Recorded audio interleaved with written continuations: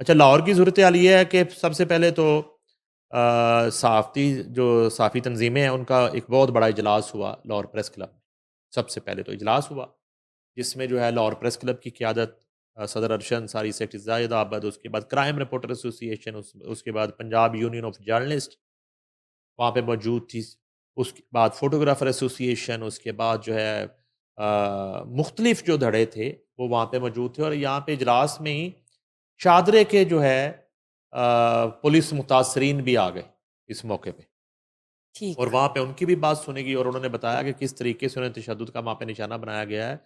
सिर्फ़ एक किसी भी खबर पे मौक़िफ़ लेने के लिए पुलिस स्टेशन जाके उनको हसन शाह नामी बदमाश कोई सब इंस्पेक्टर है।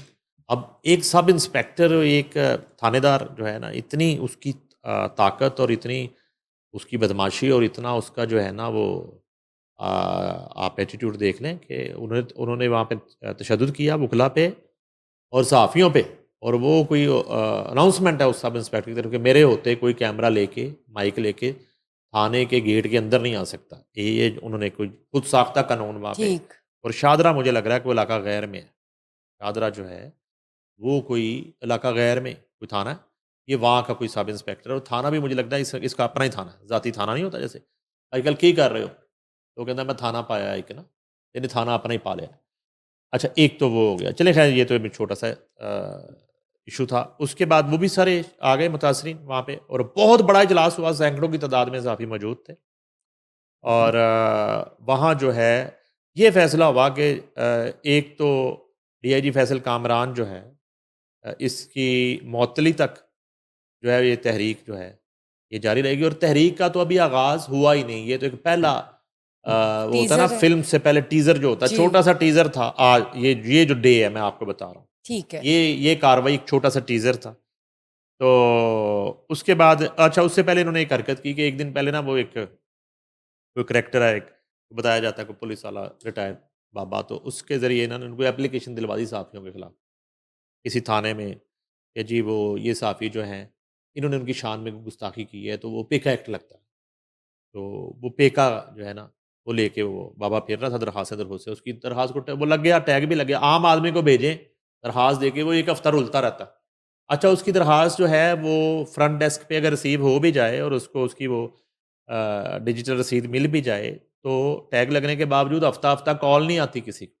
लेकिन इस केस में चूँकि retired police DIG officer DIG ji. साहब का मामला है, जी। तो फ़ौरन जो है ना उन रिपोर्टरों को पहले फ़ोन शोन कोई एसएचओ को आया और रिपोर्टर ने कहा कि भाई एसएचओ कितने हैं? ਅਸੀਂ आ रहे हैं सारे। तो अगले ही 10 मिनट बाद वो एसएचओ ने और ही फ़ोन किया, नहीं, नहीं आपने नहीं आना। तो वो कहें जिनके बारे में एप्लीकेशन थी वो रिपोर्टर कहें जी ਅਸੀਂ ਤੇ आना है। क्यों नहीं आना? उन्होंने कहा प्लीज़ आपने नहीं आना थाने। और ही उसको उन्होंने मना कर दिया। अब जो है एक तो ये हरकत हुई, उसके बाद कोई और दूसरे इलाकों में छोटी-छोटी दरख़्वास्तें डालने का सिलसिला। लेकिन जो साफ़ी बरादरी जो कार्रवाई करने जा रही है, उसका मैं अभी डिस्क्लोज़ नहीं कर सकता। वो लेकिन बताइए, कुछ तो बताइए ना? लकीरें लकीरें समझ नकीरें निकलवाना, नकीरें निकलवाने वाली कार्रवाई शुरू होने जा रही है और बड़ी खौफ़नाक संगीन कार्रवाई। मामला है एग्ज़ैक्टली संगीन मामला है। ये जो एप्लीकेंट बाबे-शाबे और हैं पीछे सारे, नहीं हटने वाले। इन पे पूरा जो है अब इनको एक्सपोज़ करने का टाइम आ गया, बाबों को और इन टाउटों को। तो अब ये है कि एक बहुत बड़ी डेवलपमेंट ये है कि मोहसिन बेग जो हैं वो लंदन से पाकिस्तान पहुँचने वाले हैं, ठीक। आज या कल। मेरा ख़्याल है कि आगे चल के हमने ज़िक्र करना, मियां नवाज़ शरीफ की चूँकि लंदन यात्रा की इत्तलाएँ आई, तो शायद उस वजह से 1-2 दिन उनका स्टे बढ़ जाए, मियां नवाज़ शरीफ से मुलाकात अगर उनकी वहाँ लंदन में होती है तो।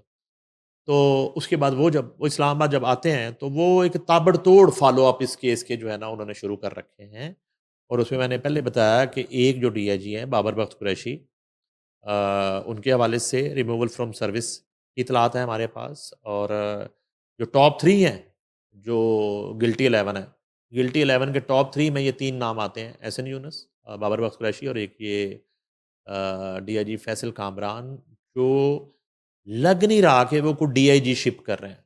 वो तो ऐसे लग रहा है कि उन्होंने कोई अपना एक रियासत बना ली है with in state, state with in state और उसको कोई उन्होंने खरीद लिया। वो उनकी मलकियत है और वो अपनी मर्ज़ी से उसको चलाना चाहते हैं। और वो पुलिस डिपार्टमेंट को अपनी मर्जी से चलाना चाहते ठीक। हैं। इसकी कभी आप तारीख हम डिस्कस करेंगे, पुलिस डिपार्टमेंट का जो वजूद है, क़याम है, वो कब वजूद में आया। तो ये पुलिस डिपार्टमेंट की हिस्ट्री में एक अनोखा वाक़या है कि एक पुलिस ऑफ़िसर जो है वो अपनी मर्ज़ी से चीज़ें करना अपने चाहते हाथ में लेना चाह हैं। रहे अपनी हैं। मर्ज़ी से ठीक करना है। चाहते हैं। वो ना अपने किसी सीनियर की बात का उनको, हाँ, पीछे कोई बताया जाता है जी कि बड़ी को बैक है और बड़ा को मजबूरी है, मरियम नवाज़ की मजबूरी है शायद, कोई पता नहीं मियाँ नवाज़ शरीफ को किसने कहा हुआ है कि क्या मजबूरियाँ हैं। तो ये मजबूरियाँ उनके लिए ठीक हैं। मरियम नवाज़ जो है यहाँ पे सारी पंजाब पुलिस चेंज कर दे।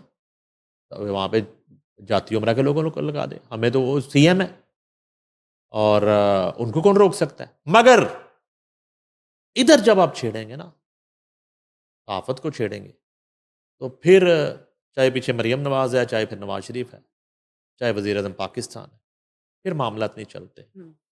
और वो उसका पहला टीज़र जो है वो ये है कि वो इजलास हो गया। इजलास से के बाद जो है पंजाब असम्बली का इजलास स्पीकर पंजाब असम्बली मलिक अहमद खान ने तलब किया हुआ था। अब वो तमाम जो कम्युनिटी है और तमाम सहाफ़ती तंजीमें जो हैं वो पंजाब असम्बली चली गई। ठीक।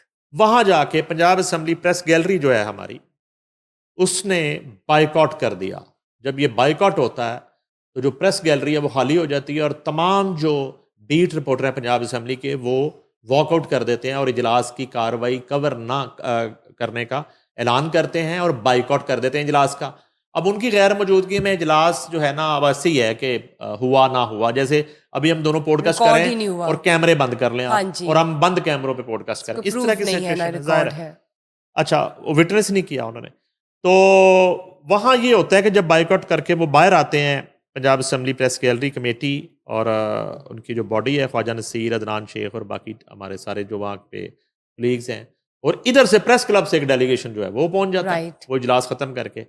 तो अरशद अंसारी टोटल इसको वहाँ पे लीड करते हैं। अच्छा, प्रेस क्लब वाले इजलास में मुझे भी शिरकत का मौका मिला, मेरी वहाँ पे तकरीर भी थी, being a president Punjab union of journalist.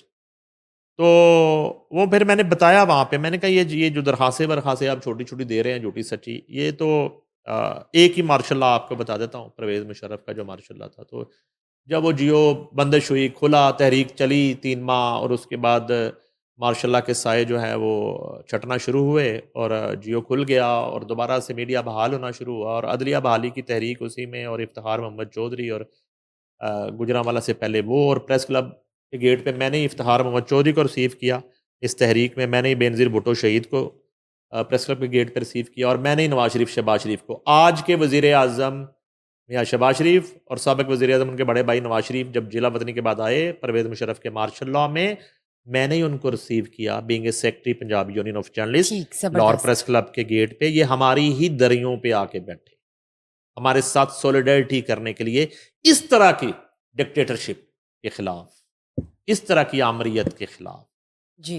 जो आज एक पुलिस ऑफिसर जो है वो करने की कोशिश कर रहा, नाकाम कोशिश।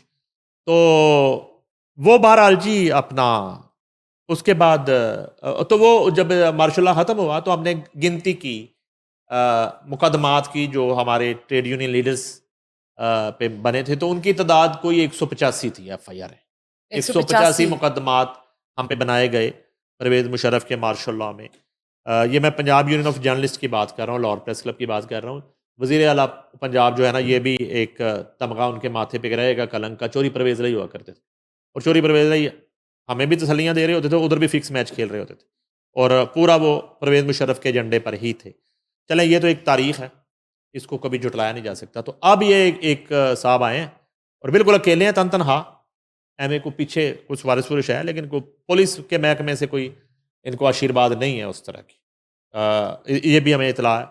और आईजी पंजाब जो हैं, वो उनकी एक अच्छी क्रेडिबिलिटी बन गई है, एक अच्छी रेपो बन गई है, बड़ा लंबा टेन्योर है उनका, और उस टेन्योर की भी बहुत सी वजूहात हैं, वो कभी फिर बयान करेंगे। उसकी 2 तवालत की, प्रमोश उसकी तवालत की वजूहत, ये मैं आईजी पंजाब की बात कर रहा हूँ, मैं इनकी ठीक, बात नहीं कर रहा, ठीक, ठीक। डीआईजी फैसल कामरान की बात नहीं कर जी, रहा। आईजी जी। पंजाब और इवन सीसीपी लाहौर, मैं कहता हूँ परफॉर्मेंस की बेस पे ही चलें, ठीक। एक उनका तवील टेन्योर दोनों का, ठीक है जी। अब उनका एक मातहत ऑफिसर जो है ना, वो इन बाजुओं को आजमाने की कोशिश कर रहा था, तो अब उन्हें पता चल जाएगा। अब ये होता है कि एक तो उधर से इस्लामाबाद पूरी चढ़ाई होने लगी है, दूसरा जो है ये सब लोग गए तो इन्होंने बाइकआउट कर दिया और छोड़ के बाहर आ गए। उसके बाद स्पीकर पंजाब असम्बली ने ज़ाहिर बात है इजलास की कार्रवाई रोकना पड़ी, रोकी और 2 लोगों की कमेटी बना के सहाफ़ियों से मुज़ाकरात के लिए और बाइकआउट ख़त्म करने के लिए उन्हें भिजवाया। ठीक, ठीक। उनमें पार्लियामेंटेरियन है, बड़े सीनियर राना अरशद हैं मुस्लिम लीग नून के, और अमजद अली जावेद हैं जो पार्लियामानी सेक्रेटरी हैं ग़ालिबन।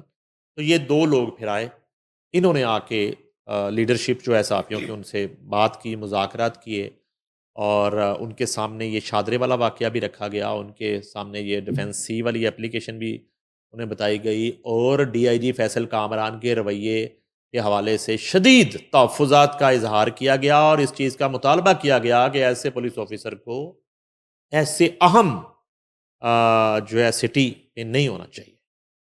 तो अलबत्ता ये है कि वो जो अब कमेटी इसके है आगे कोई उन्होंने चल रही है? यकीन दहानी करवाई कि आप हमें कुछ वक्त दीजिए ठीक, और मे बी जब हम पॉडकास्ट कर रहे हैं इसके बाद स्पीकर पंजाब असम्बली से भी बात हो और इसके बाद इंफॉर्मेशन मिनिस्टर जो है उज़मा बुहारी कल की डेट में शायद इस हवाले से उनसे भी एक बड़ी इंपॉर्टेंट मीटिंग है साफ़ी बरादरी की। यानी अभी फैसला तो इस तरह की सूरत एक हाल है, तो फैसल का फैसला अभी होना बाकी बाकी है, ठीक। वो घंटे नहीं तो 2-3 दिन में हो जाएगा।